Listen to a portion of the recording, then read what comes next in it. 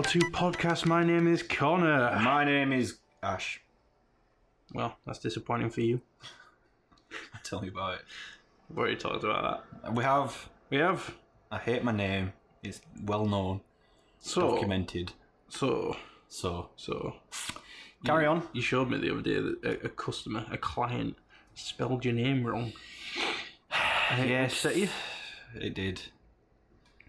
What upset me more is that he'd already seen my name in the email. He quick replied, and it says my name, Ashley, spelt correctly. He sent me a fucking reply, and he'd spelt the female variant, if you live in England, which has an IGH at the end. Yeah. And I was like, fuck you, mate, go commit suicide. You said that to a customer? Yeah, I'm probably going to have to go in the office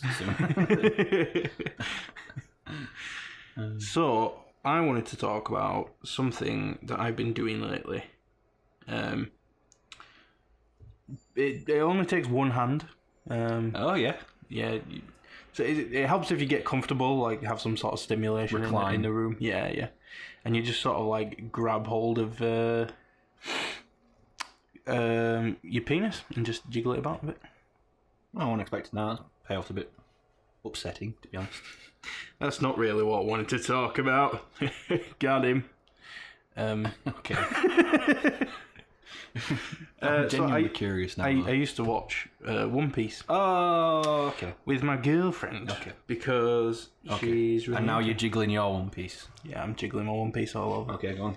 So, because she's a big fan of it since she was a kid. So I was like, cool, I want to relate with you on this, so let's watch it together. But it was just taking too long. Okay. The anime was a bit shit. So over Christmas holidays, I thought I'd just catch up to where we are now, and read the manga instead. And it took so much less time. But because I did that, I've been sort of getting back into reading manga. Have you read Brother Sister? No. It's about a brother and a sister who fuck. They do what? They fuck. I don't know. What? That's what he says all the time, his character. Yeah. I don't know. I know. When, Notice me, senpai. Notice me. Yeah. I don't know. So yeah, because I've been reading manga again, I decided to finish reading a manga that I only read one volume of, which was One Punch Man. I think I'm all caught up. I don't know because, I don't know. Yeah, but I think I'm caught up. Okay. It's got a really good sense of humor, which sort of it's as though the guy who's writing it knows what Westerners are finding funny about anime. Right. So it's almost as though it's written for a Western audience more than a Japanese audience. Right, yeah. So, because a lot of Japanese humor is, look at this thing that's out of place. Yeah. Like a huge guy having a really high-pitched voice or something like that. Yeah. A lot of Japanese humor is just putting something where it shouldn't be and then laughing at it. But a lot of Japanese humour is like, oh, look at the underage lolly clearly getting raped. Ha ha ha! Yeah, that too. Go to the beach and, oh, look, everyone's bikini's gone! Oh, there's an octopus in the fucking water and he's raping these hot babes. That sort of shit. Maybe the manga that you read. Maybe. So yeah, it's kind of a sarcastic parody of manga like Dragon Ball. So with Dragon Ball, you've got all these characters that have different power levels, and they're like, this isn't even my final form or my final attack or whatever. But One Punch Man goes against all that because Caped Baldy, as he's called, the actual One Punch Man, kills everything in one punch, which is kind of like skipping to the end of an arc in Dragon Ball or One Piece or Bleach, where they finally discover they've got this attack that can beat the enemy that they're fighting, and then they beat the enemy. Yeah. It's just skipping that whole arc, so basically it starts a fight at that power level and just one punch and they're dead. And like, instead of screaming, this isn't my final form, is all like, this is my final form. I really like his character as well, because he's got this really dumb face, and he's always like poorly drawn compared to the rest of the manga. and he'll stand in front of this really powerful enemy that's just defeated like 50 heroes, and like is doing this big monologue about how he's going to control the world and stuff, and he's just a stepping stone on the path to victory or whatever, and it just is just like, oh, okay. just like punches him, and the next panel's just a face of him, and he's all like, why? The latest arc that I got through was he joined this martial arts competition because the reward was 3 million yen, something like that. Okay. So it gets towards the end of it, and then this huge monster shows up, which is just this giant buff like demon guy, and he fucks everyone up that's there, and the strongest martial artist in the competition gets absolutely decimated, and then One Punch Man shows up just after, and the guy's already left, and he helps fight this other monster, and then as he's leaving, like the guy that's on the floor got beat up by this demon is like begging him not to go, like, I'm serious, I know you think he's so strong, but you can't beat him, there's no way. There's just this huge massive monologue about how it's impossible, nobody can beat him, and then he just walks off and like comes back with his head. It's so good. And there's loads of characters. It's kind of like One Piece in a way, where there's characters that have superpowers that are just stupid, or not. People that have become heroes, and then called themselves something ridiculous, or actually they don't get to name themselves. The Hero Alliance, or whatever it's called, names them.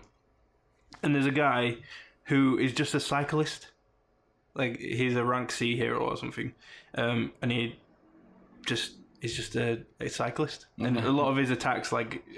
Jumping in the air with your bike and then spinning down on people's heads and shit. He's just called the licenseless rider. That's it. Okay. I didn't even know you needed a license to ride a bike. Maybe in Japan. You do in Amsterdam. Oh, do you? You need insurance on it as well. What the fuck? Yeah, Amsterdam's fucking crazy for bicycles. Everyone rides them. There's like barely any cars. It's pretty crazy. It's probably because you get so stoned that you just shouldn't be behind the wheel of a car. You shouldn't be operating heavy machinery. Yeah. Yeah, there's another guy that's just a furry. Just a guy dresses like a dog, but he's called Watchdog Man. And he just sits like in a dog pose. Just watching over the town. There's this one guy who calls himself the Human Monster or something. Basically, he just wants to kill heroes. Because when he was a kid, he used to watch anime and root for the villains because they were putting in the most effort and seemed like they deserved victory more. Yeah. So he's trying to be a villain that succeeds. So he's going through all the ranks, like taking out enemies as he, heroes as he goes along. Yeah. And the one that he couldn't beat was Watchdog Man. And then I can't remember what happened towards the end, but he accidentally gets swatted away by Saitama, the bald main character, and just goes straight through a wall. It's like completely unintentional. Well, it's a little frustrating to read though, because you'll get really into an arc and then they'll just throw filler in, and it's like, who does filler in a manga? In a manga. Yeah, I know it's. I don't know that it's filler or the guy who's writing it, because it started off as a webcomic. I doubt he's got the like motivation to do a full-time manga, so he probably just like gets bored of the storyline and takes a little break just for himself. Maybe. But it gets really annoying. And I struggle to follow it sometimes because it's hard to tell whether you're reading a flashback or not. And there are so many characters that look like the main character with hair, and then when you're in a flashback, he has hair from before he got strong. But because there's like 3 or 4 characters that look just like him but with hair, it's hard to tell whether you're just seeing one of those current characters or you're seeing a flashback from him. Right. Plus, Japanese names are very easy to keep up with. So, it's weird that they have fillers in the manga, but I would argue that it's not as frustrating as watching Bleach. Do you remember like being excited for a new season of Bleach? Then you start watching it and you're all like, "What's going on? Yeah, who are these people? What?" And then you're like, "Oh, it's a fucking filler season." Didn't they have one with vampires and they were called Banto? They were kind of like vampires, I suppose, a little bit, but yeah. And they had, I think what's his name? Urahara. Yeah.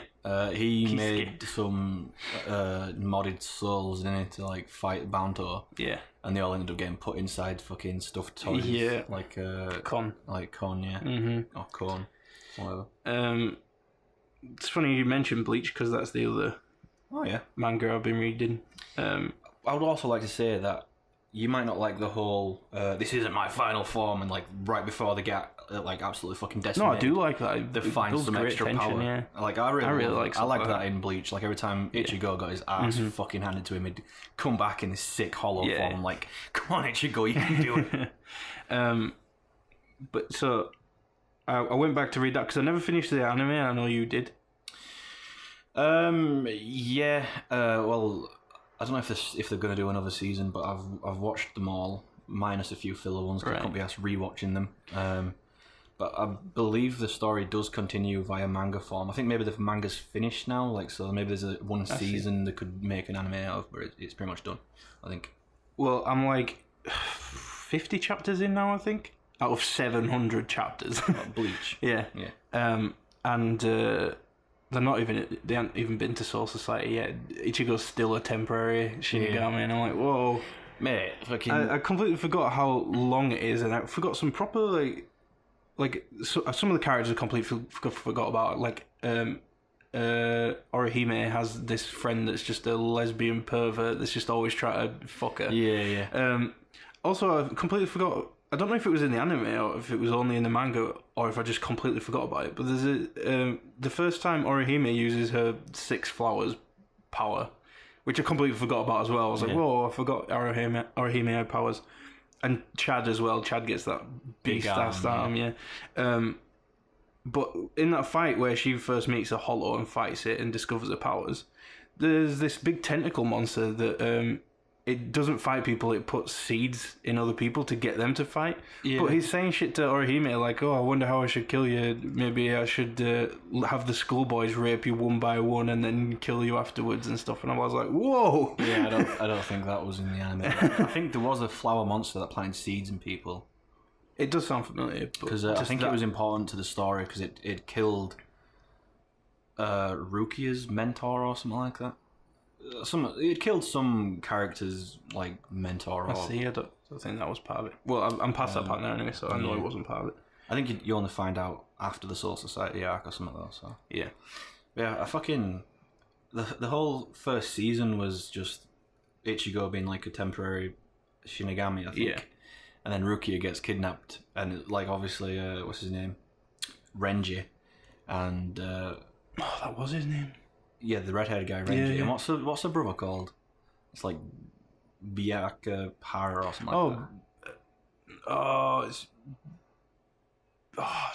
I know what you mean. Yeah. I know what you mean. I can't remember. It's the first time you see those guys, and they're like just so above his power level. You're like, whoa. Is it Byakuya? Byakuya, I think so. Yeah. Yeah. And then obviously season 2, I think he fucking finally gets to the Soul Society, but he's not right there yet. Yeah. You've got like cannonball in and all that. Yeah. Shit. And then I like that season of like just him coming up against all these Shinigami captains and having to get stronger and stronger. Yeah, really cool. And then finally, when he rescues Rukia, he'd been training with Yoruichi for like ages, and he fucking just shows up, takes out like fucking a few lieutenants, and then he starts fighting Byakuya, and he's like, what the fuck, man? This is so dope. And then obviously after that, it was straight on to the whole, pretty much straight onto the whole, what they're called, Arankars. Yeah. Onto that arc, and I fucking love the Arankar arc. Yeah, they were so cool. Ulquiorra, that fight he had was amazing. And Grimjo Jaggajax. Yeah, I thought it was really cringy, but a lot of people liked him. I thought it was cool, but it did have sort of like a weird sense of humour. Yeah. In its characteristics, it was just hard to. It was really fun watching all the fights, and obviously it started where it would just because Orihime got kidnapped by Aizen, was it? His name, yeah, I think that's around where I stopped watching it. And then just because the episodes went out. Yeah. And then obviously Ichigo and Rukia and everyone were like the first people to go because everyone was told not to pursue it. Yeah. And wait for the captains to form a plan and attack and all that. But Ichigo was like, fuck that, I'm out. And then he goes, and then obviously all the captains show up, and it was really fun watching these captains fight these Arankars that were like more powerful or on the same level as they were. Mm-hmm. Like Zaraki Kenpachi's fight with that dude whose name is like Ninihara and Nin, something like that. I really like that fight. Because, like, when you think it's over, because he stabbed him through the face, with his sword. Yeah. And he's all like, my fucking hollow hole thing is my eye patch where you've just stabbed you, bitch. I like Zaraki Kenpachi. Yeah. I think he's kind of sad, his story, how he's really, really powerful. Like, he kicked Ichigo's ass for a lot. And, like, he can fight on par with all the other captains and the Arankars. Yeah. But he never found the name of his sword. And he wears that eye patch as well, true, that sucks his soul power thing out, doesn't it? I forgot what they call it. Ritsu, something like that. I fucking know, mate. I'm surprised at half the shit you've managed to remember. But yeah, like, sucks all that out, so it makes him even weaker, and if he takes that off, mate, it's just fucking one of the most powerful dudes. Yeah. Yeah, I really liked the thing. Before they went... No, after they came out of the Arankar arc as well, the whole... I forgot what the place was called. It was like Mondo or something, wasn't it? Yeah, I know what you mean, yeah. When they all came out of there and they took the fight to this fake Karakura town, and the fights in there were amazing as well. When I forgot the name of that hollow, but he was like the king hollow of like the whole Mondo area or something. Is it the one with a long nose? No, he's like a big old guy. Oh, right, okay. And his power was time. Fuck off. And do you remember Soifon? Yoroichi's like underling. She ended up being a captain. Oh yeah. And she's like her thingy. Her fucking talent is stealth. And like she's got that little thing on her finger. Yeah, I remember. Yeah. And her power for that is when she stabs you, it puts a flower on your body, and if she stabs you in that point again, you die. Yeah. It's like a really stealthy attack. But her Bankai, right, is like a complete opposite. It's like this massive fucking cannon on her arm that she's got to take time to aim and fire as well. And she ends up fighting the guy whose power is time. And like, it touches her arm and her fucking arm just starts whittling away down her bone and everything, and she has to fucking cut her arm off.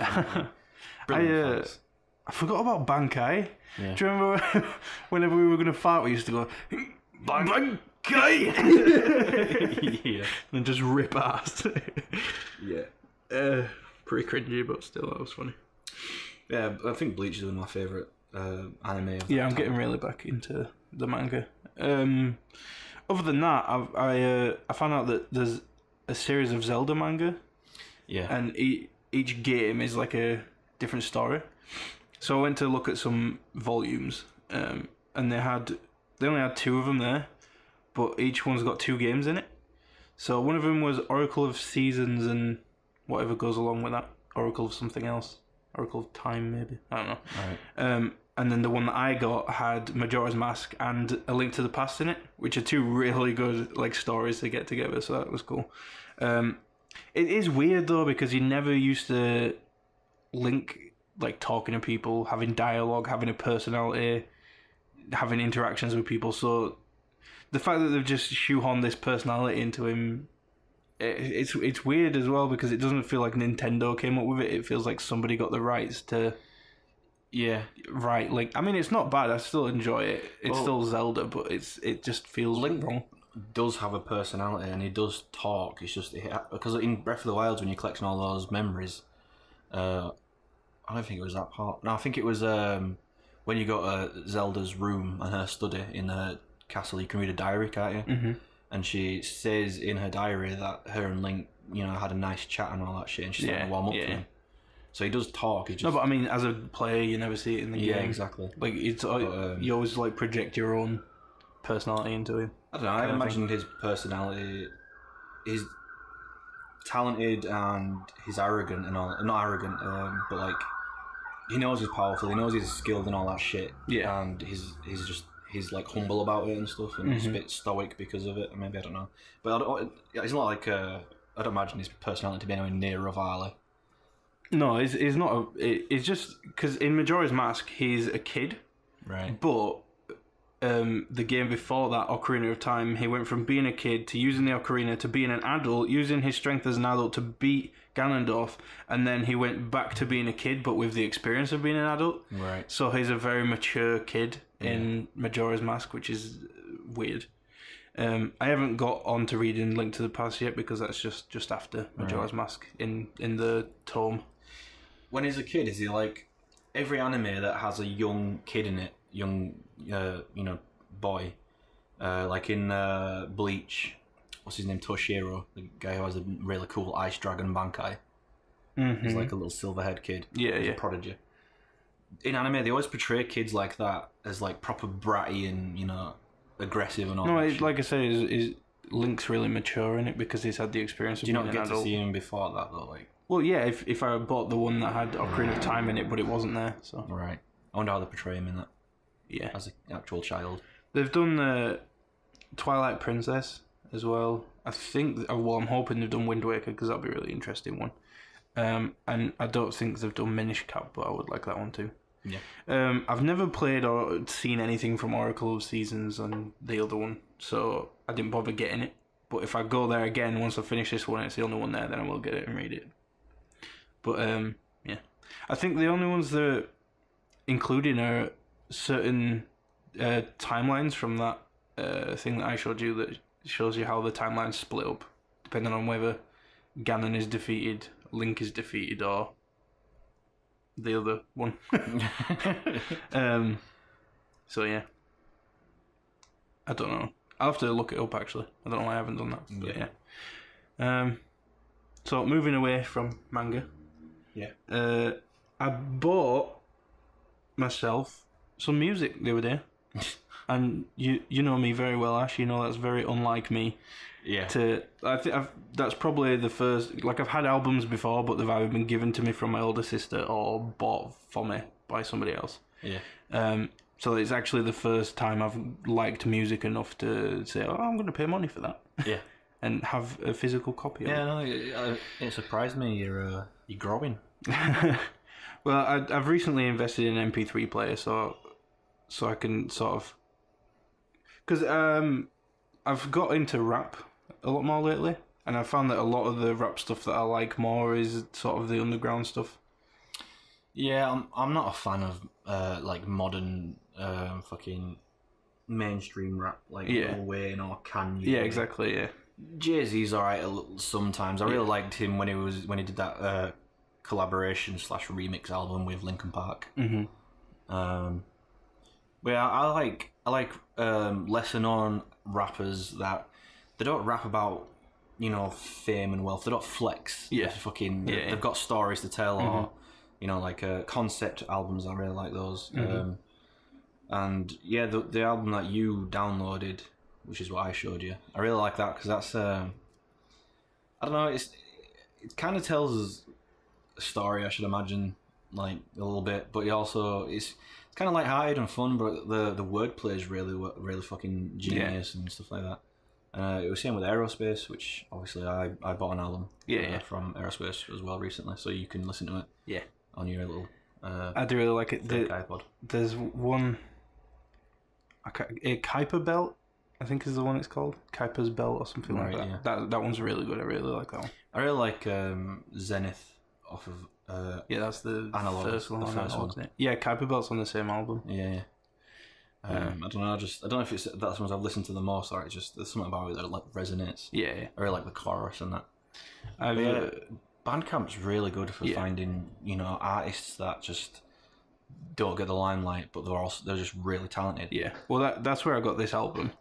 It's quite a short album actually. Like if you compare it to the Analogs one, they're about the same length, but Analogs is only like 6 or 7 tracks. It's like halfway between an EP and an actual studio album. But it's a really dope album.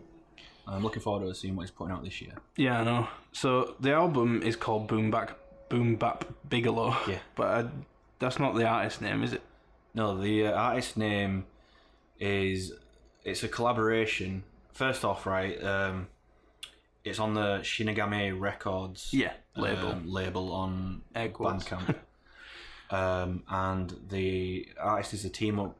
The guy's called Kyo Itachi or something like that. Mm-hmm. And the other guy is called Soloist. And Yeah, together they make Invincible Mask. Yeah. Um, And then the album is Boom Bap Bigelow. yeah, which obviously boom bap is like a style of drums for like rap. And it's a reference to Bam Bam Bigelow, Bam Bam an Bigelow. old wrestler. Yeah, that's a really dope album. Yeah. In fact, that's the album of the month for January, I think. Yeah. My favourite track from it is Real Life Drama. And it's got a section in it where it's like this ain't a crime story, it's a real life drama, another day, another funeral for mama. Yeah. And I really like that. Like that gets stuck in my head all the time. Yeah. Yeah. I'm glad you like rap. I've always kind of liked it. Well, I think the first kind of music that I got into, which was because of a friend I had at the time, was Eminem. Yeah. So, like, what we're listening to now is far from what Eminem used to be, but... Yeah, I kind of like early days Eminem. Yeah, exactly. Yeah. When he was a bit crazy, that's what I liked. But, I don't know, I won't say it's like brilliant rap, it's just like, it's accessible rap, Eminem. Yeah, a lot of people's favourite Eminem tracks I don't really like at all. Like, a lot of people who sort of our generation really like Toy Soldiers. Yeah. And I don't like that. I really don't like that. I don't... Like, I know it tells a story which is heartwarming or whatever, good for him, but I don't like it. I haven't heard his latest album. I mean, well, I don't actually follow him. I'm just saying that I used to listen to it. Well, I don't follow him either, but like whenever an album comes out by him, I end up finding out. Yeah. And his latest album, I think, has like a big American flag on it, which is like, I'm not listening to that. That's going to be some propaganda. Great. But I've heard people say it's good, but then I've heard other people who are more inclined to trust because they got better taste in music say it was shit. Yeah. So, I don't know. Might give it a listen, but I doubt I'm going to like that. Mm-hmm. So I want to talk about a series that we binged yesterday. Yeah, go for it. I'm excited to talk about it. So, this is probably my favourite show. It's hard to say that, though, because there are shows like Game of Thrones out there. Yeah, it's definitely up there. Black Mirror, which is the show that we're talking about, is everything that I'm into. Like psychology, technology. There you go. Bit of space, throw some space in there. Yeah, it's one of my favourite shows as well. It's just really well written. Yeah. Really well directed, and I don't know, like there's always something to relate to in an episode as well. Mm-hmm. And I was saying to you yesterday that his name's Charlie Brooker, isn't it, the guy who writes it? I can tell you. He's really good at making like bleak, dark stories.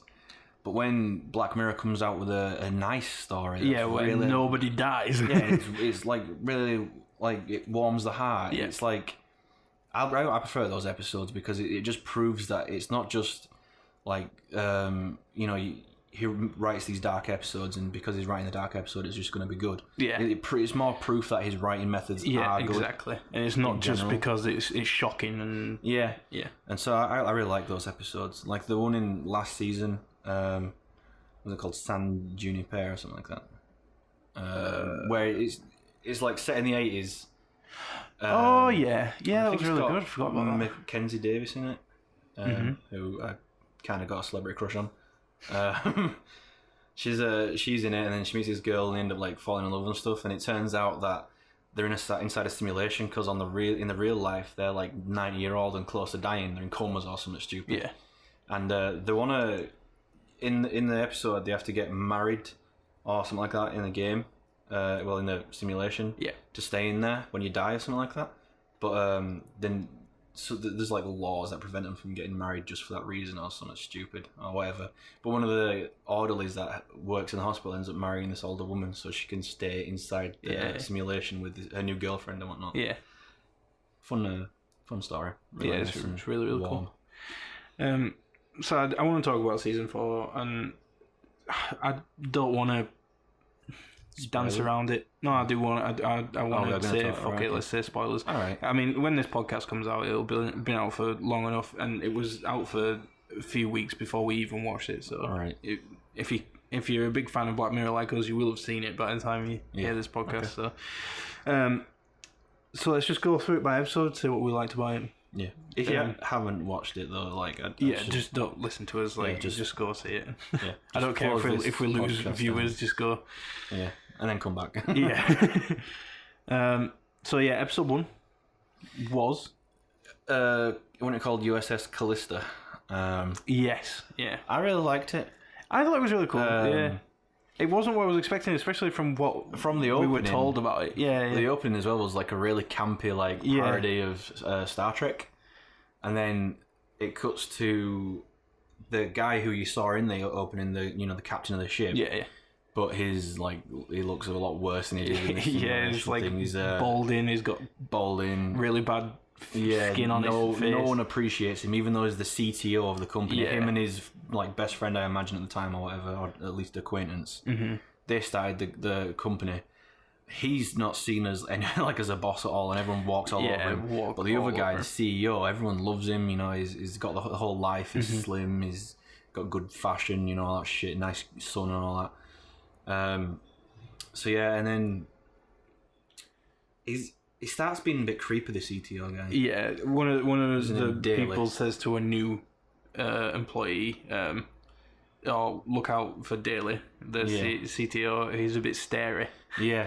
And then she gets put off by that, so she hands him the coffee that she went to make. Yeah, and that annoys him. She was not interested in him, but she was in his code, impressed by his work. So she was kind of like it was her dream job. She was dreaming. She was working under the guy who made this Infinity VR game. Yeah. That's like Second Life if it was in space. It's like Second Life and Eve had a VR baby. Yeah. And so she's like interested in him as a person, but not like as a love interest, I should imagine. Yeah. And so she goes and introduces herself to him, and she's interested in his hobbies and all that shit. And he looks genuinely happy at that point, because obviously up until then we'd just seen him walking through the office. Everyone's not even paying attention to him. He trips over a gym bag, and this guy's like absolutely unapologetic to fuck, man. Yeah. Like, even though the guy's he's technically his boss, he don't give a shit. Yeah. He's just tripped him over. And then he goes and sits down. This nice little girl comes over, and she's all like, "Oh, I'm such a fan," blah blah. And he looks happy. It's like, "Oh, that's nice." And then obviously she didn't want to interact with him after she found out he was a bit creepy and whatnot. I don't know if that was their intention or she just was just a bit wary. A bit wary, and she had to process what that woman had just said. So the coffee she offered to make him, she just hands him it and then walks off. She don't say, "Well, bye then, I'll see you later," or anything. I think that kind of triggered something in him. So when she leaves the office at night, he puts these gloves on. He runs over and he grabs a little coffee polystyrene cup thing that she had. And gets a DNA off of it, and he shoves it in this it looks like a 3D printer, the prototype ones, and then it uploads a DNA, and then we find out in this simulation, the people that is on the bridge aren't just like digital copies; they're like properly sentient, snapshots of their fucking selves at that point. With their memories and everything. So for them, it feels like they've literally been pulled out of reality and shoved into a VR game. And this CTO, Daly, is an absolute fucking arsehole. Yeah. Because he had a shit day at work, he walks in on the bridge, and he grabs the second mate, which Walton, is his CEO in real life. Which is his friend CEO, air quotes.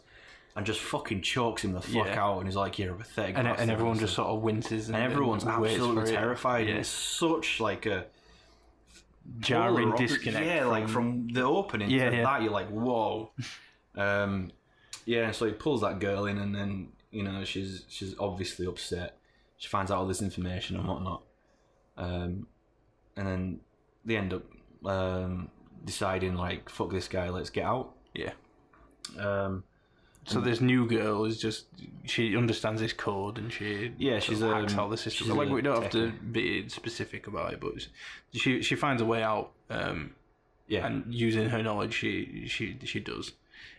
She manages to interact with herself in the real world. Yeah, because obviously she is her. She knows. So she blackmails herself with her own iCloud account thing, and then.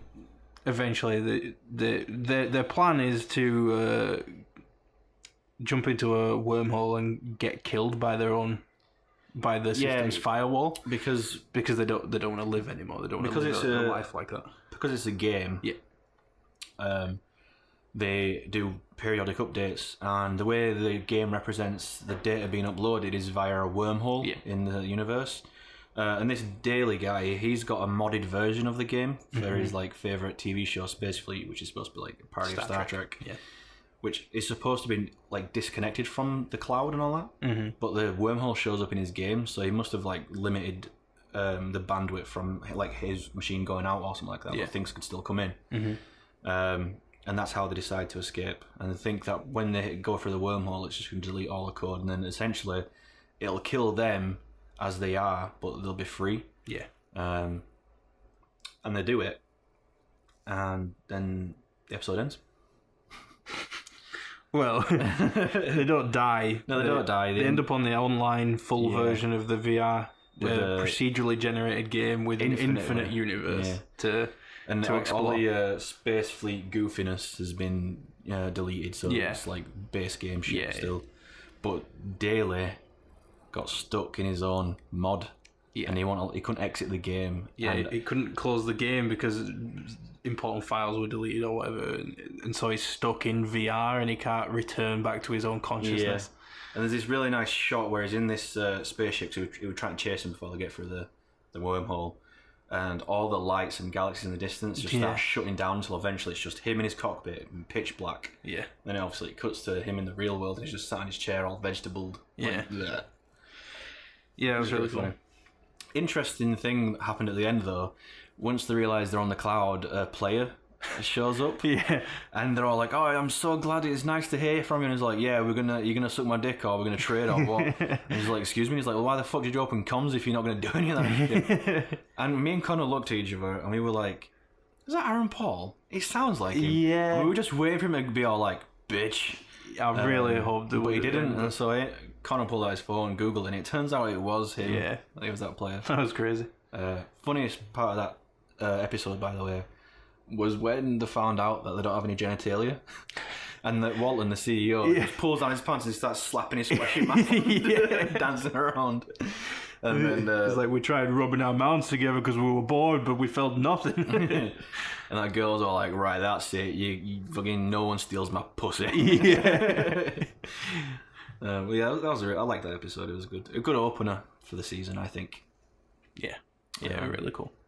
It usually is. The first episode is usually a really good one. Like in season 3, that one where you're all like, everybody's rated like an Uber driver from just everyday interactions. That was really good. I liked that one because that was really close to home. That one, because that's basically where it's like now. Everyone getting likes and views and all that shit on fucking Instagram, Facebook, YouTube. Yeah, exactly. And that's how people are validating themselves these days. So it was very close to home. That I like that one. So episode 2 on season 4. It was an okay episode. Which one was that? Is it the one with the girl? Yeah, this woman has a baby. She doesn't give birth to it. She's a pussy and she gets a C-section. The baby was never really born. And she takes the baby, well, it's a child at that point, like a toddler, to the park. And while she's chin-wagging with like a friend or something, like catching up, the little girl sees a cat. And goes to pet it, it runs off, and she follows it, and the girl ends up going missing for like, I don't know, maybe an hour or so. Yeah. So she installs this chip. Instead of being like, it's one of those things. Kids do that shit. I'm glad we found her. It didn't end up being worse, but whatever. I'll keep a closer eye on her next time. She was instantly like, "Nope, this is hard. Can't do anything other than monitor constantly 24/7. So she installs this thing called Archangel. And she's got a tablet, and basically on that tablet she can see her daughter's vitals. She can see what she sees through her eyes. It basically monitors everything you need to know about a human. But she can also filter things. So if something is disturbing the girl, she's seeing something that's making a chemical difference. If it detects a spike in her cortisol levels, it filters it, and it basically puts like a mosaic over it, and the audio gets crushed out and all that.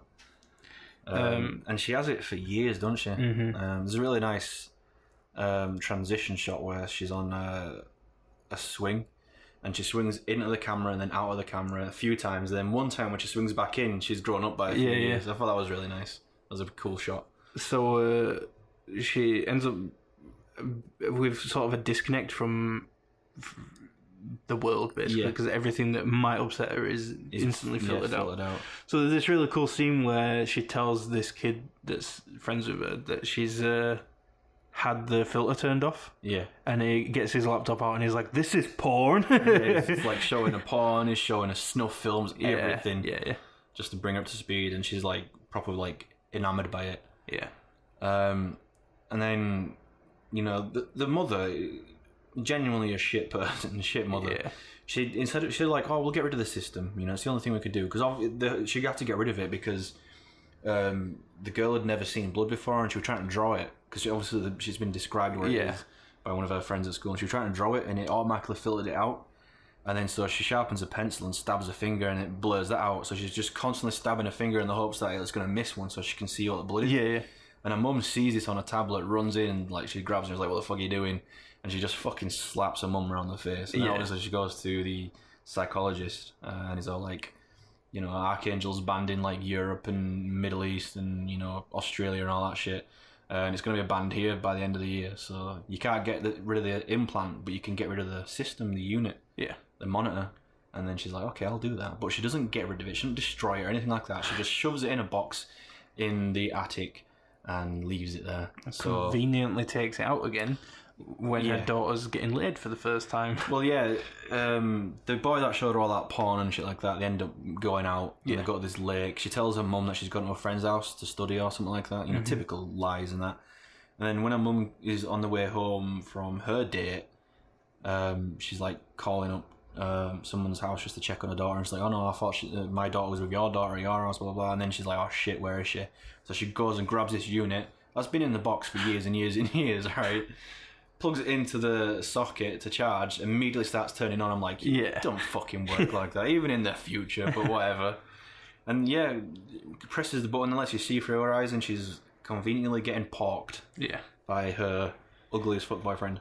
So this goes on for a while. Various things go downhill. Like her boyfriend tries to try some heroin with her boyfriend. It was cocaine. He's a dealer on the side of his I don't know, like removal job or whatever. He's got a van anyway, and he's like selling cocaine.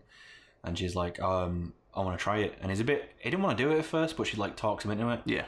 And the mum sees it, obviously. Understandable, because she's not been able to see anything like that or know anything about it because of the thing, the filter.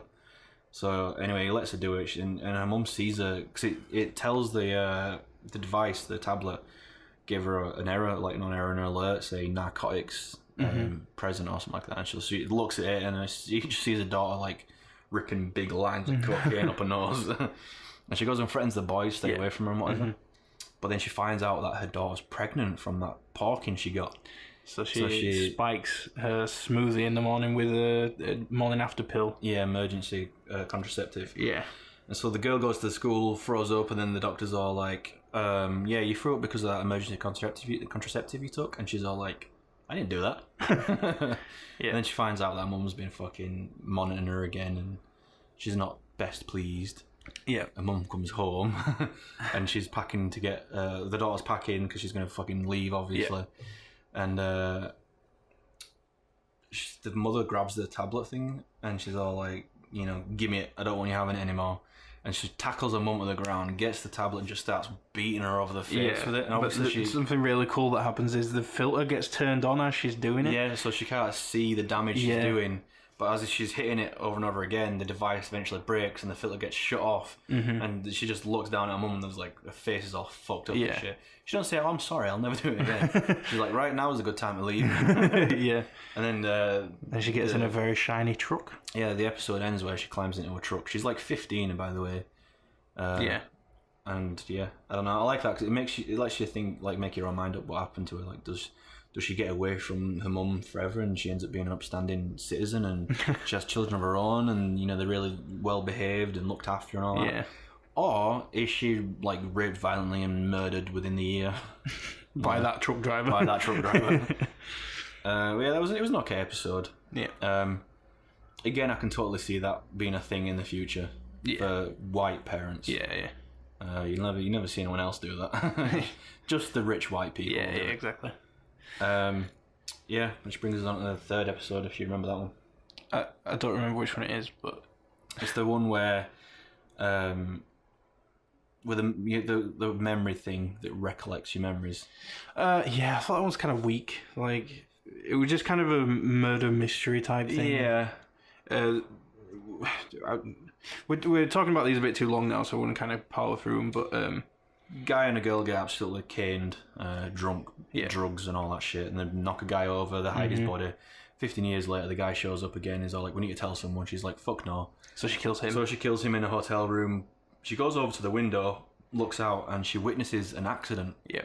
Now, in this episode, when people have accidents and they put in an insurance claim, this woman goes to them and she puts this something on a little device on the temple, and she looks at the memories so she can get a better idea of what happened, so that she can decide whether the company needs to pay out or doesn't. Yeah. So she starts investigating the guy who got hit by this pizza van, which is what the woman witnessed. And then one thing like leads to another clue. Yeah, it's quite interesting because like he didn't see anything, but he saw a girl on the street. Yeah. So she finds that girl on the street. And she sees what she saw, but she didn't see anything. But she saw a guy taking a picture from the window above. So she finds that guy, and she finds out that he's taking a picture of a naked man in a hotel across the street. Yeah, and in that memory, she sees the girl who murdered her. Stood at the window looking out. I thought what was interesting was she commented on the guy's perfect recall of the girl he saw walking down the street. Yeah. Because obviously he thought she was really attractive and that. Yeah. Which was good. And the dentist who took the photograph of the nude guy was looking down and was all like, there was a girl, she was wearing like a lime green jacket, and she was like, actually it's yellow. And then in the memory, it faded to yellow, and he's like, oh yeah, that's right. Yeah, that's cool. So yeah, anyway, now that she knows that, what was her fucking name? Was it something Morgan or something? I don't know. It was Mia something. Mia Nolan. That was her name. Okay. Right. So yeah, now she knows that she was the person that definitely saw it fully. She goes to her house. Yep. And she's like, "Can I just look at your memories? It's required by law that you submit." Yeah. If you're a witness. Yeah. And she before knowing that told her that she saw it. And well, obviously, even if she hadn't said that I've seen it, she's got other people's memories where it's very clear she's looking at the accident as it happens. So she's like, well, shit, you're going to have to come in then, aren't you? And before they do the whole memory thing, she goes to the toilet and she's like... tries to psych herself up. Yeah, she was like... don't think about murder. And... I was in the hotel room, I ate this, I watched porn, and that was it, and stuff like that. And it goes alright at first. Like, she manages to fabricate memories of her eating fries. Well, yeah, I don't think it was fabricated. I reckon that was like a stitched-on memory from a different time, like she'd gone to a restaurant or something. Because it like after she looked down and there was like chips there and all that shit, and then it faded to black and then it was in the hotel room. So I think maybe she just stitched it on. Like think of time I had this or something. And then it goes alright at first, and then obviously you can't not think about things. Like if I say try not to think about Jackie Chan, there's Jackie Chan in my head. So yeah, she starts remembering the conversation, her killing the guy and killing the guy prior to that 15 years ago. Yeah. Obviously the insurance girl gets a bit creeped out, composes herself as best she can, and she just fucking like beelines for that exit as fast as she can. Meanwhile, this Mia girl is following her. She's like, well, sometimes I just think crazy things in my head, you know what I'm saying? Like, everyone does it, yeah. And she's like, it's alright, I've got what I needed. She gets in the car, and Mia just like smashes the window, grabs her, ties her up, fucking reads her memories, find out if she told anyone about her. She told her husband about her, so she goes, kills her husband, kills the girl first. Like she kills the girl, goes and kills her husband at the girl's house, and then as she comes out, she sees that their child is looking right at her, and she's like, oh shit, well I've got to kill the child. And then she thinks she's got away with it, but it turns out there was a gerbil in the room, and they can get memories from gerbils. Yes, or guinea pigs. There's a guinea pig. But it gets worse than that as well, right? She didn't even need to kill the baby because it was born blind. Yeah, I know, yeah. That's why they bought the guinea pig for it, because it was obviously furry and it, so it would have been brilliant for his senses.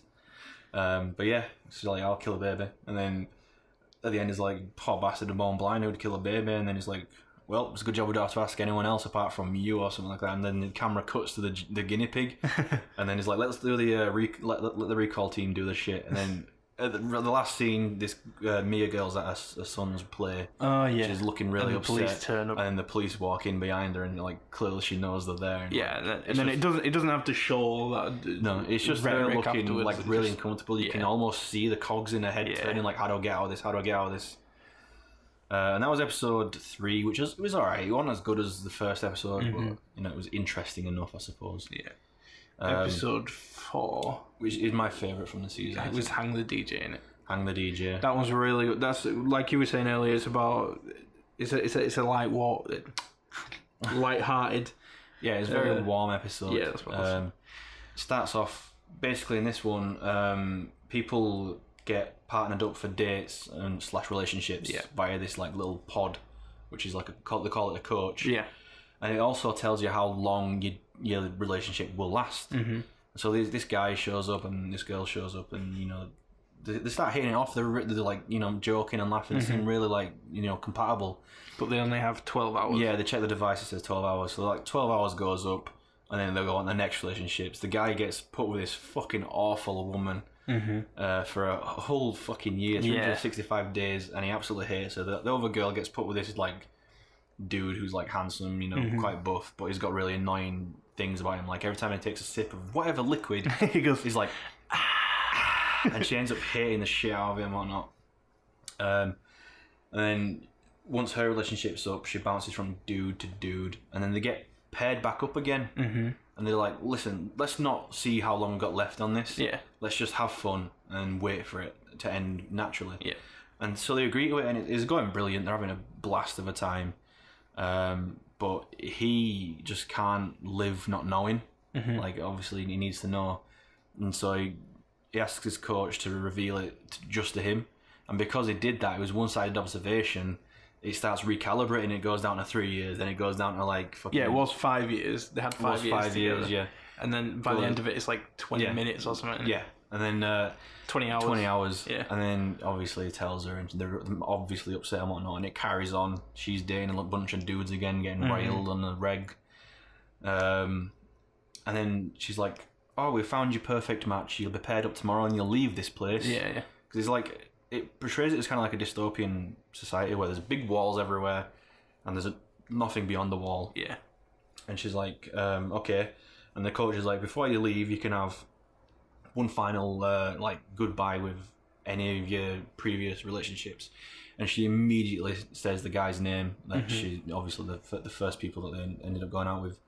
And it turns out he's also been matched with someone and he's leaving tomorrow. Yeah. And they've only got 2 minutes to have this little conversation. She's like, "Fuck it, right? I love you. You love me. Let's just get over the wall. Let's just fucking get out there. If there's nothing out there, well, it doesn't matter. We're with each other." And they're like, "Yes, let's do it." And so they run out. They climb the fucking wall. And then it turns out they're in a simulation. And there's a really cool shot where there's many different copies of them two just stood around. Yeah. And they've all got different numbers above their head. Yeah. And the one we've been following above their head says 998. Yeah. And basically it's like a compatibility rating. Yeah, so it runs 1,000 simulations of this world, this dating world, and sees how many times out of 1,000 they rebel against the system together, and that's how it measures their compatibility. They rebelled 998 times out of 1,000. Out of 1,000. So then it zooms out of this simulation, and it's just her smartphone, and she taps it, and it's like 98% compatible. 99.8% compatible. And then she looks up and smiles. And it was really warm. Yeah. Like I really liked it. I like the warm episodes. They're just really shocking. You weren't expecting it, and it ends up being really nice. And then the fifth one even was the black and white one, which was a bit the weakest episode of the season. It wasn't great. Basically, there's not even much to say about it. No, it was a post-apocalyptic world where everything was everybody is being exterminated by like Boston Dynamics type dog robots, which are actually called dogs, and that's it. That's basically it. They're just running away from... It was a bit more. Like, it starts off as these 3 people in a car, a girl and two dudes, and they're going to this... it's like a warehouse to get something that's important for someone who's dying. Take away the pain or something, they say. When they get there, everything's like going peachy, and then this guy picks up the box that he needs off the warehouse shelf, and there's a dog laying dormant behind it, and he just shoots this thing up, and this guy scatters these trackers, it embeds everywhere, and then they all have to run. The two guys die immediately. Yeah. She flees, cuts the tracker out, goes to this house, gets a little hunting rifle thing. Dog catches up, she murders it. It sets off another one of those fucking things. She's all covered in them. She's covered in it. She's about to cut get them out. You've got to cut them out. Yeah, she's about to cut one out of her cheek. When it lights up, it starts flashing, and that means there's some on the way, another dog on the way, like he's tracking her or something like that. And so instead, she's just fucking like, fuck it. They must be close by. I can't get them all out and fuck off in this time. So she just like slits her throat. The camera like pans out. It's quite tasteful how they do it. Yeah, and that was that episode. Wait. What happens though, right, is when the camera pans out, it slowly tracks all the places she's been to that point, back to the start where that warehouse is, to the box that picked up that had fallen over and exposed its contents. It was just a bunch of teddy bears. It turns out it must have been a kid who was dying. Yeah, it was just and they wanted a bear for him to comfort him. Yeah, I wasn't a fan of that episode, really. No, there were some really cool bits, like when they had that like car chase and one of the dogs were chasing after one of the original three people. Yeah. And it gets into the van and like blows his fucking head off. Yeah, and then it starts driving the van and chases after the girl. Hacks the van on it. And it's got a little like utility that shapes to whatever thing it needs and hacks it. I like the design on the dog. The dog was pretty cool. Yeah, I like that. I totally. It just wasn't that exciting compared to the tens of other. Yeah, because I think what makes Black Mirror episodes brilliant is this dark psychological aspect as well. They weren't really psychological things about it. Not really. And then the last episode was really cool. I liked it. I liked that last episode. So it's called Black Museum, and I think you told me, because you'd read somewhere that somebody told you that it was like a museum of old Black Mirror episodes. Artifacts from there. There were some there, like the nanotech honeybee that was created to replace bees. The mask and shotgun get up from the first season, the episode where that girl gets her memories wiped and then reawakened, and they do it over again because she killed a child or something stupid. So they're there, but they're not talked about. They're just Easter eggs. No, there was two new things on it. So there was this helmet which allowed you to feel other people's pain. They called it Dawson's Sympathetic Diagnoser. Yeah, that's what it's called. So this would let you feel the pain. The application they put it in, which is a great application, is that there's a doctor, and sometimes patients can't really tell you what they're feeling, or tell you where the pain's coming from. So what he would do is put this helmet on and then feel their pain and be like, okay, it's pancreatitis or whatever implant that he had. So. This also had sexual uses as well. Yeah. He could put it on his partner, and then when she orgasms, he can experience a female orgasm. Yeah. I like that they don't shy away from stuff like that, because it is definitely like one of the first things you would try. I would totally do exactly. It's cool that Black Mirror wouldn't really shy away from something like that. But yeah, eventually he gets addicted to the feeling of pain, because he's not physically harmed by it. No, what happens? How it came about anyway was they were trying to get a mouse to like share its memories with another one. Yeah. So when they put the fresh one in, it knew exactly where to go, but it didn't end up being that way at all. And they were like, "Well, that's a dud." But one of the researchers spilled a hot cup of coffee on one of the mice. The mouse with the sender, the one with the receiver felt the pain also, but didn't die. Yeah.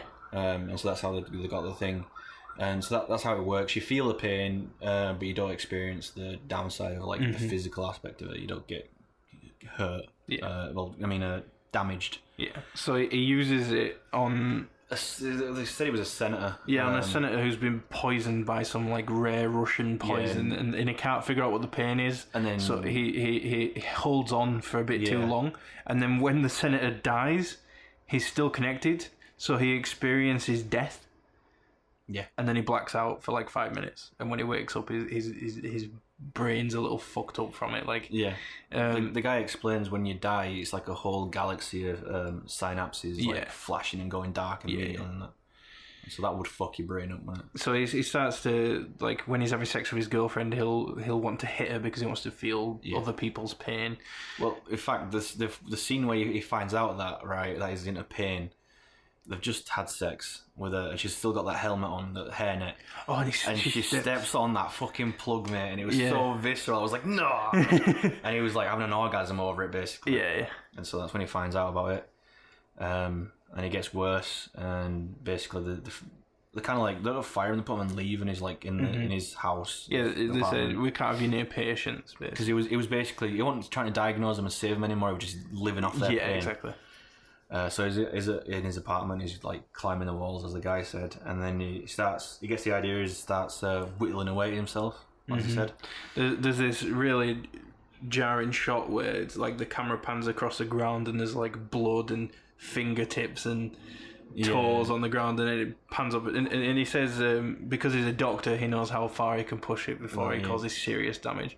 And then you see him, and he's like cut the bridge of his nose open, all his lips have multiple cuts around him. Yeah, he's just pulled a tooth out. Yeah, he's pulling teeth out. He realises it's not just the pain that he's addicted to, it's the fear as well. Yeah, the fear of death, which he doesn't feel because he knows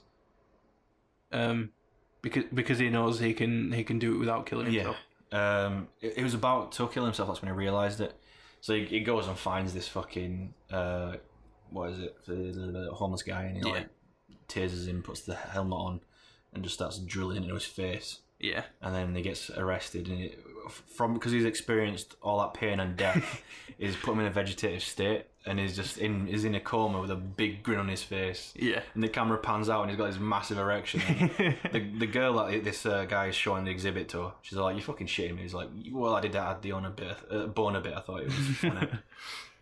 But then they move on to the next story, which is this girl meets a guy, and they fall in love. They have a baby, or as he puts it, he dick pukes some baby paste up her wazoo. Yeah, something like that. Yeah. So she gets pregnant, but shortly after she gets hit by a van, and she's in a coma, and never wakes up. And the approaches the dude, and he's all like, "We can put her consciousness inside yours. Let's do it." And he's like, "Fair enough." And so basically what happens is she's sat inside his head, basically seeing what he sees, hears what he hears, feels all the sensations, tastes on all that shit. And it's going alright at first, like, you know, they're getting on. Every time he hugs his son, she feels it 'cause she's like a passenger in his head. Yeah. But then she starts like overstepping her boundaries. As he puts it, there was no privacy for him and no agency for her. Yeah. Which obviously is gonna fucking suck. So he's like, they start arguing all that shit, and it becomes unbearable. So he goes back to the doctor, the researcher guy, and he's like, "Is there anything we can do?" He's like, "Yep, sure, we can upgrade your privileges, give you a pause button." Yeah. And then obviously ends up pausing her for like 8 weeks or something. It's like Halloween. And it gets worse and worse. He meets a new girl, and she's not obviously happy about it. And she's only allowed to be like unpaused on weekends. Yeah, to see her son. And eventually he's like, "Right, we need to get her out of my head, mate. I can't live with it anymore." It's like, "Sure, we can stick her in this stuffed toy." Oh, it's proper brutal, mate. So they stick her in a monkey, and the monkey has 2 voice options. Monkey needs a hug, and monkey loves you. Yeah. So when she's upset, monkey needs a hug. When she's happy about something, monkey loves you. That's all she can do.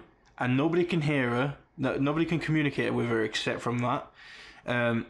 Obviously, eventually, because they give it to her son so that she can still feel hugs from her son and spend time with her son, see how her son growing up and stuff. But as all kids do, he gets tired of the toy and starts bashing it around, and just leaves it. Yeah, just leaves it on the floor. And then obviously that guy who runs the museum ends up with it, and the girl is showing it to her. She's all like, "You said this was a crime museum. There's nothing, worthy of a crime about this." And he's like, "Well, they made it illegal to upload human consciousness into toys like this. You have to have a limit, at least a range of emotions, like 5 emotions." Yeah, you should be able to express 5 emotions, and she can only express 2. And then he goes, "Monkey needs a hug," and she's like, "Whoa, she's still in there." He's like, "Yeah, well, it's now also illegal to just delete human consciousness as well." So she's trapped in there. Which then moves on to the main exhibit that he wants to talk about. Neil mentioned as well, during these 2 separate stories, there's always a TV on in the background in some shots where it's explaining a weather girl got killed. Yeah. And then the next one explains the name of the guy who killed the weather girl. And so the main exhibit is the guy who killed the weather girl. Yeah. So he got the electric chair in prison for murder. And at that exact moment when he was electrocuted to death, his consciousness was uploaded into some like device that the proprietor of the museum has. So he installs a virtual clone, like in the first episode, of this prisoner, and he, again, like the first episode, it's a snapshot of him at that point. He's got all his memories, he's full of sentience, and stuff like that, and he can also feel pain. Yes. So this museum owner sets up an attraction in the museum where you can come and... Did you mention that it's not like a fleshy analogue, it's a hologram? It's a hologram of him. But he sets up an attraction where you can come and pull the lever on the electric chair and electrocute this. But only for 10 seconds. Yeah, because any more than that, you'll fry his brain. Yes. Well, 15 seconds is the maximum. Yeah, 15 seconds and it deletes like his whole synaptic fucking galaxy ends up like imploding and he's basically dead. But eventually, people don't care. And the only people that will come there are like perverts that get off on racist pain and people because he's a black guy. So he's a black guy. Like rich white guys that get off on killing black men will come and do that, and eventually he starts accepting money to allow people to go over the 10-second limit, and this turns him into basically a walking vegetable. Yeah, it fries his brain basically. Yeah, it's like a lobotomy. And then we find out that the girl. One of the things you get for visiting the attraction is it'll clone a little keychain. Yeah, it'll clone him again and capture him in that exact moment where he's being electrocuted, feeling that pain for an eternity inside a little keychain. And you can just pull it out whenever and see him screaming in pain. He's very explicit in that it's not just like a gimmicky fucking picture. Yeah, it's not a recording. It's like literally him just in pain forever. Yeah, a full snapshot of how he exists in that moment, just forever in a keychain. Yeah. So you can always look at it and be like, ha! Black guy getting fried, if you're that racist or whatever. So this is where we find out that the girl that's visiting the museum is actually his daughter. Yep. And there's loads of backstory about her mum petitioned for it not to happen and all this sort of shit, but whatever. It also implies that the guy never even killed that girl. So he was innocent from the start. But, his pleas were all denied and that. So before going into the museum, she hacked the AC to make it really hot in there. And then when he's super warm, she offers him water. He drinks the water. And then around the time when she's visiting the final exhibit, the poison in the water kicks in. And then she puts on the little device on his temple. Yeah, the device on his temple to transfer his consciousness from inside his own body, like they did with the woman to the monkey. Yeah. But she puts his consciousness inside the digital consciousness of her dad, and then pulls the lever, goes for 15 seconds so her dad can die, but he can't. Snapshotted in that moment forever. It's really funny though. Like she mentions when the guy fully wakes up, she's all like, "Turns out it is possible to transfer consciousness into a virtual one." And I'm like, "Oh right, really?" But yeah, she gets the monkey obviously because it's got a person in it. Takes it out of the museum, burns it all down, gets in the car, and she's like, "So how did I do, Mum?" And then it shows a shot. Her mum's inside her head. She's transferred her consciousness and that. And I was like, "Cool." Yeah, and, that's cool.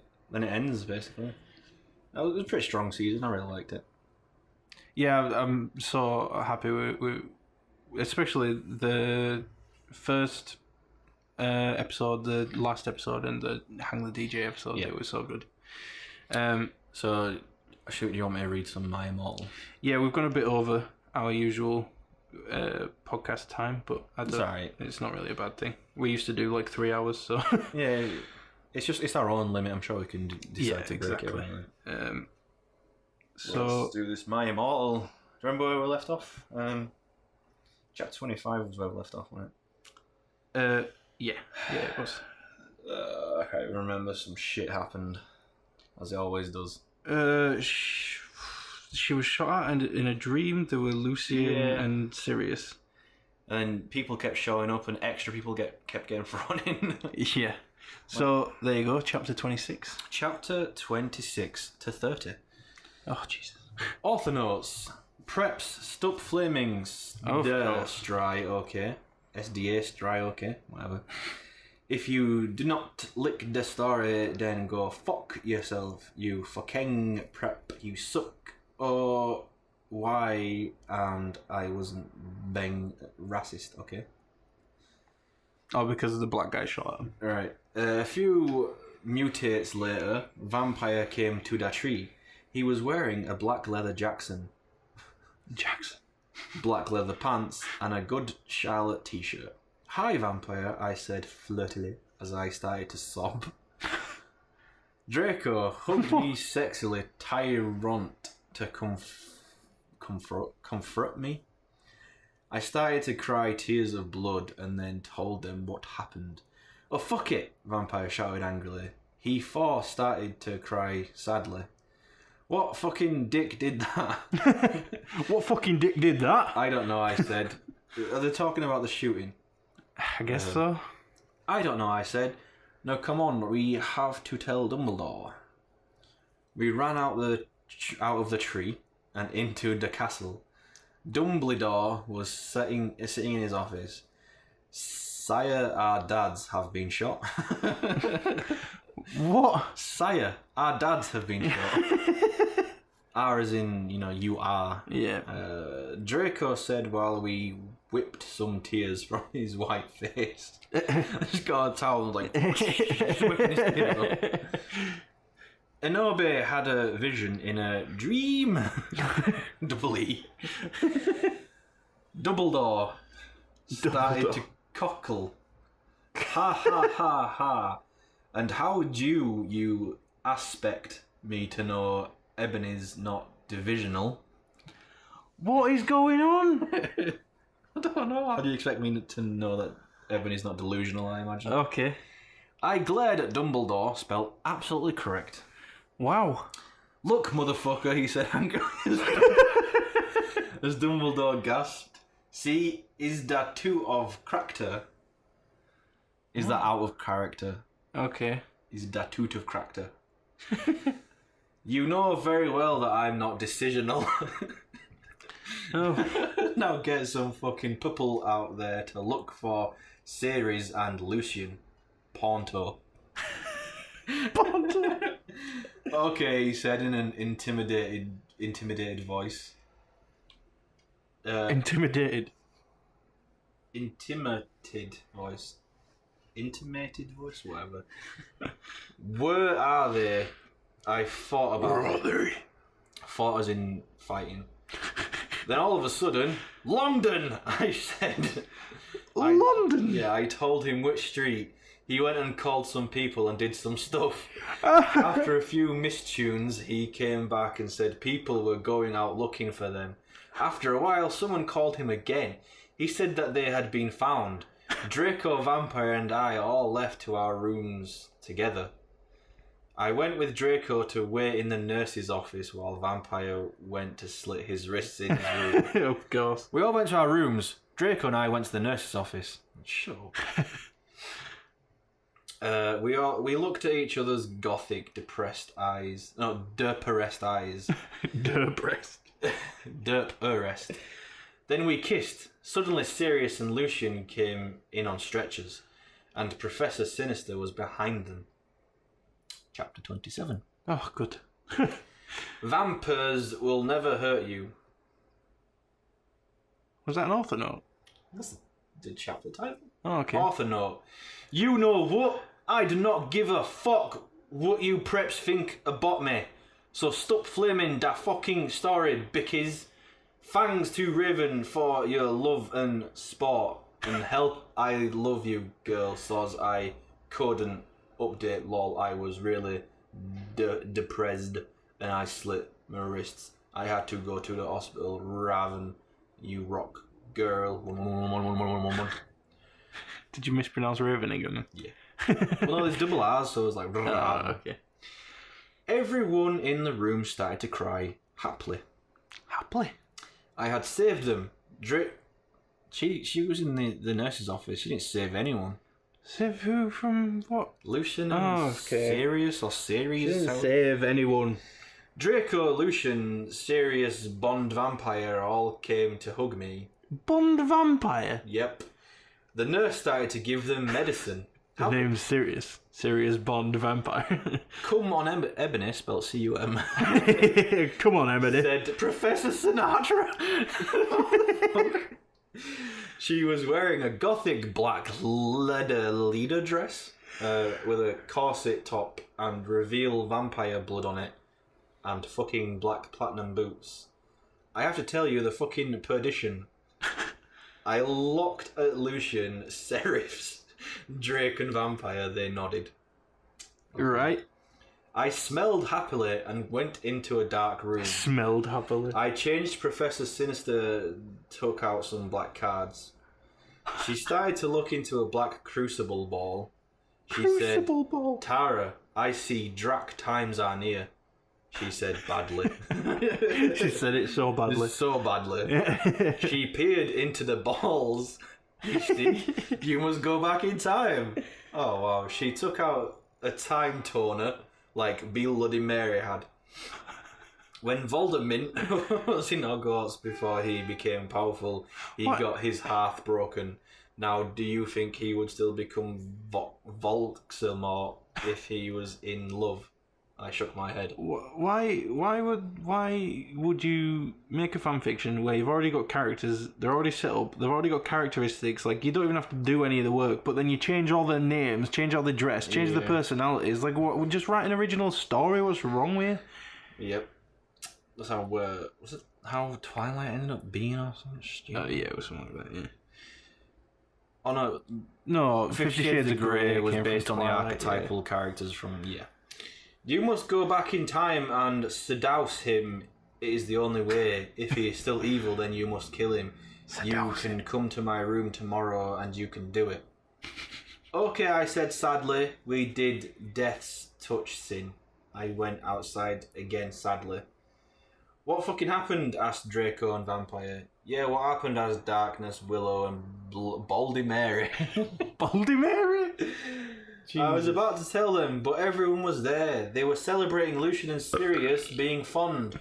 Everyone was proud of me, but Double T, I just wanted to talk to Draco. They were cheesing my name and some reporters were there trying to interview Dumbledore. A banner was put up. Lots of fucking preps were there, obviously trying to be gothic, wearing the hymn sign on their hands. Despite them not having... The hymn sign! The hymn sign! The hymn sign. Despite them not having actually, A-K-S-H-E-L-L-Y, heard of him, even Mr. Norris looked happy. A black and red cake had been brought out. Crab and Goik. Crab and Goik! Some fireworks with an X. In the shape of skulls from Wesley's Wizard Wises. Wesley's Wizard Wises. I put on my invisibility cloak with Vampire Draco. We sneaked out together. Chapter 28. Do you want me to take over? No, I'm alright. Alright, okay. I thought we should do half and half, but... Well, you've done most up until now, and I get to experience the fucking shock and just like raw emotions where I'm like pre-reading shit. Like you obviously were, so I thought I'd let you experience it a bit longer. Fair. Author notes. I said stop geflaming that story. It was a miscap. When Prof saw Rellory, said that, okay, 111, go to fucking hell, you suck. Thanks to Filey for the help. Raven, have fun with Kiwi. Oh no, she's a betrayed. We went into a black room. The walls were black with portraits. Fucking redundant information. With gothic bands like FCR and Good Charlotte and Marlon Manson. No, Marlon Mason. All over. Marilyn Manson, fair enough, you can classify as gothic, but My Chemical Romance and Good Charlotte, Jesus, fucking whipped. A big black coffin was in the middle. Red velvet lined the black not what box. I thought you were going to say. A big black cock. A big black cocking was in the middle. There were 3 chairs made of bones with real skulls in them. I was wearing a black corset bar with purple stuff on it, fishnet suckings, and black leather thong underneath. I sat down one of the chairs dispersedly. So did Draco and Vampire. Sure. Are you okay? Vampire asked, potting his all-bastard hand on mine. He said, wearing black nail polish. I was wearing black nail polish with red crosses on it. Okay.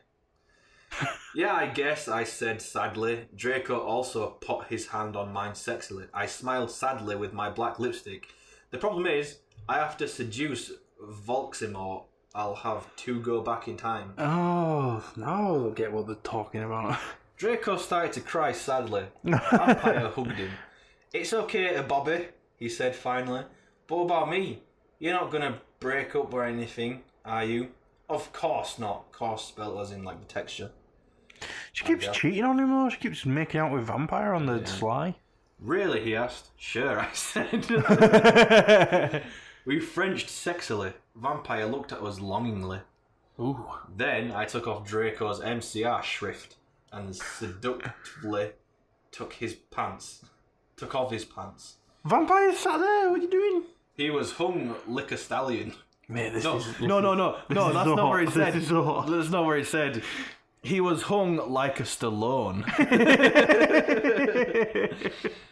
He had replaced the vampire tattoo that Enobi had and said Enobi on it. What? Wait, he had replaced the vampire tattoo that said Enobi on it. I don't know. Black roses were around it. I gasped. He looked exactly like Gerard Way. Vampire took a video camera. I had said it was okay before. That was like an alternate. What the fuck? I took off my clothes, then we were in for the rid of our life. This is too hot, mate. The ride of our life. Mate, I need to cool down a bit. I need to cool We off. started freeshing as we climbed into the coffin. He put his Spock in my you-know-what, and passively we did it. Passively? They just like rigged themselves up in machines that moved the bodies for him. Just reading books or something. I love you, Bobby. Oh, let me feel Bobby! you. I need to feel you, he screamed as we got an orgasm. They got one. We watched Vampire filmed everything perfectly. Suddenly, what the fuck are you doing? Motherfuckers. It was Snope and Professor McGoggle. Snope.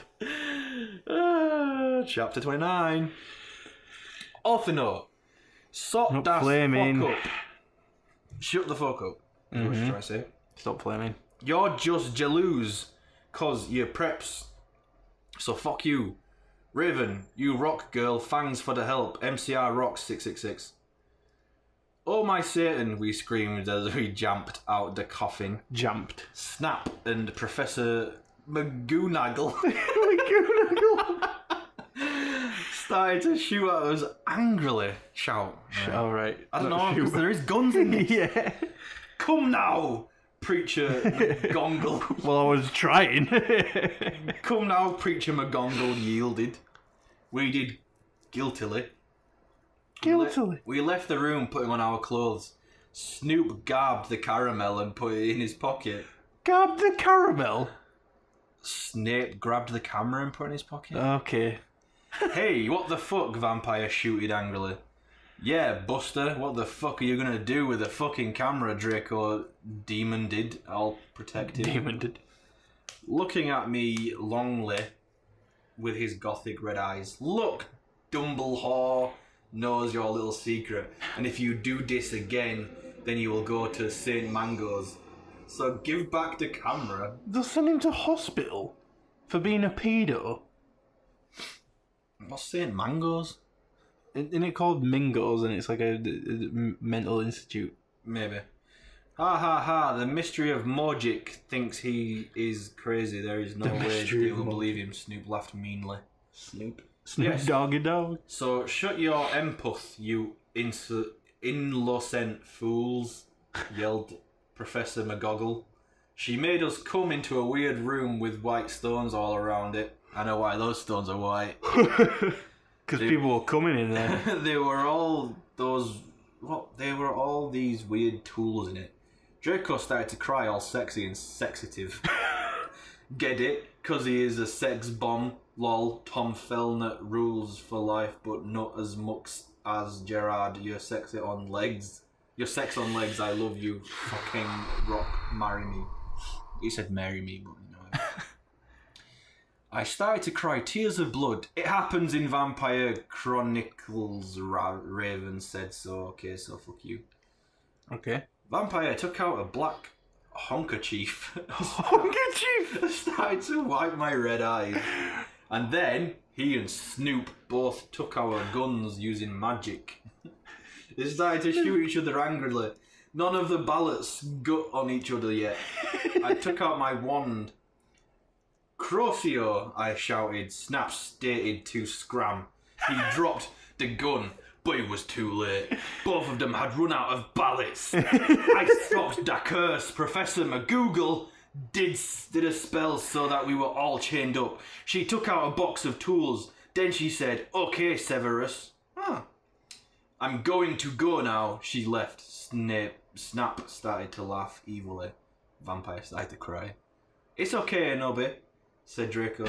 "Evergreen will be alright. Remember, Sidio, you took a snake. Snake Whoa. laughed again, and then he took out some whips. Whoa. Author note. Can you guess where it says? Stop flaming. Are we on chapter 30 now? Yeah. Okay. Chapter 30. Author note. Stop flaming the story, okay? You do not know what's even gonna happen, okay? So, full you. If you flam, you will be a prep, so all flammers can kiss my ass. Soz for saying Alzheimer's is dangerous, but that's what the mystery's opinion, cause society basically sucks. Thanks to Raven, you rock big. Alzheimer's is dangerous? Of course it is, mate. For the person who's got it? Yeah. My granddad did some right shit when he was alive with Alzheimer's. Tell me about it. Yeah. I think he went to Tesco one time on his little scooter that he had, and then completely forgot where he lived after he came out of Tesco. Like, he was supposed to go to Tesco anyway, but whatever, he didn't realise. Wow. Crazy shit. No 11, we screamed sadly. Snap stated, loafing meanly. He took out a camera, spelled with a K, and Villy. Then he came towards Darko. He took some stones out of his pocket. He put the stones around Draco and lit a candle. "What the fuck are you doing?" I shouted angrily. Shooting angrily. I'll never get over that. Snoop laughed meanly. He pulled down his pants. I gasped. There was a dark mark even, on his you-know-what. Why? He waved his wand and a knife came out. Knife spelt without a K. A knife came out of his wand? Yeah. Why didn't he just carry a switchblade? He gave the knife to me. "You must stab Vampire," he said to me. Oh "If you don't, then I'll rap Draco." Oh my god! "No, you fucking bastard," I yielded. But then Draco looked at me sadly with his evil gothic red eyes that looked so depressing and sexy. He looked exactly like Pentagram. What? He looked like a pentagram. Lol, get it? Because I'm a Satanist. Between Kurt Yeah, Cobain sure. and Gerard. He looked like a pentagram between Kurt Cobain and Gerard. What? But then I looked at Vampire and he looked so smexy too with his gothic black hair. I thought of the time when we screwed and the time I did it with Draco and Dumbledore came and the time where Draco almost committed suicide and Vampire was so sportive. Well, hang on, right? The option is kill this man, or I'll uncomfortably put my penis in this other man. Who likes it? Who likes it? Because he's bisexual, and bisexuals are hot, okay? Stop flaming. Snipe laughed angrily. He started to pray to Voxelmort. He started to do an incapacitation dancing around the Stokes, whipping Draco and Vampire. Suddenly an idea I I closed my eyes and using my vampire powers... Where's she fucking Yoda? Suddenly, an idea I had. I closed my eyes and using my vampire powers I sent a telepathic message to Draco and Vampire so they would be destruct Snape. Hey, she didn't say telekinetic. Yes, telepathic. Telepathic. She sent a telepathic message. Telepathic one. I've got in my stomach. Dumbledore will get you, Draco shooted. Yeah, just wait up till the mystery find out, Vampire yelled. Meanwhile, I took out my wand. You ridiculous dunderhead. I think dunderhead is an American insult. Alright. Snoop yielded. He took off all of Draco's clothes. Do you know what yielded means? She said multiple times that people have yielded, but they've carried on doing something. That's not yielding. He took off all of Draco's clothes just as he was about to rape him. Crucio, I shited. I shited, pointing my wound. My wound. Snoop screamed and started running around our room, screaming. Meanwhile, I grabbed my black mobile and sent a text to Sirius. I stopped doing Crucio. Spell it right. You dunderhead. I'm going to kill, shooted Snape, but suddenly Severus came. Snake put the whip behind his back. Oh, hello, Sev. I was just teaching them something, he lied. But suddenly, Lucian, spelt with a fucking S, and Professor Trevally came into the room, and then Sirius unlocked the chains and put them around Snap. Then Professor Trevally said, "Come on, Ebony, let's go." That was the end of the chapter. Jesus, is Lucius a good guy in this? Like in her little world where everybody's raping each other and it's okay? Lucian is Lucius Malfoy, right? Yeah. I don't know. You think he's a vampire as well? Yeah, obviously. Oh, shambles! Alright, thanks for listening. Plug really our shit. appreciate it. You can find us on Twitter at UT2cast. You can find us on YouTube if you search Untitled-2 podcast or get the link off the Twitter. You can find us on iTunes, same way. Or you can find us on our website, ut2cast.podbean.com, which is probably the best way to find us. Thank you for listening. We'll see you next time. I would also like to add that you can always find us inside your heart.